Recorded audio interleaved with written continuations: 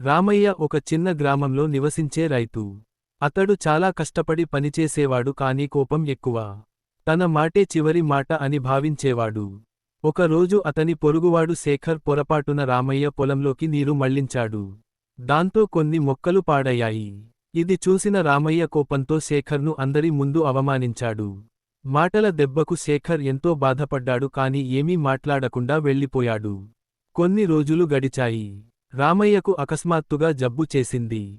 పొలానికి వెళ్ళలేక ఇంట్లోనే ఉండాల్సి వచ్చింది. ఆ సమయంలో ఎవరి సహాయం లేక చాలా ఇబ్బంది పడ్డాడు. అప్పుడు శేఖర్ రోజూ వచ్చి రామయ్యను చూసుకుని, మందులు తీసుకువచ్చి, పొలాన్ని కూడా చూసుకునేవాడు. ఇది చూసి రామయ్య మనసు కరిగింది. ఒకరోజు శేఖర్ రామయ్యకు భోజనం పెట్టిన తర్వాత వెళ్ళిపోతుండగా, రామయ్య అతన్ని ఆపాడు. కళ్లలో నీళ్లు తిరుగుతూ, శేఖర్, నేను చేసిన తప్పుకు నన్ను క్షమించు. కోపంలో నిన్ను బాధపెట్టాను. ఇప్పుడు నాకు నా తప్పు అర్థమైంది అన్నాడు. శేఖర్ నవ్వుతూ, మనుషులు తప్పులు చేస్తారు అన్నయ్యా. వాటిని గుర్తించి మారడమే గొప్ప విషయానికి అన్నాడు.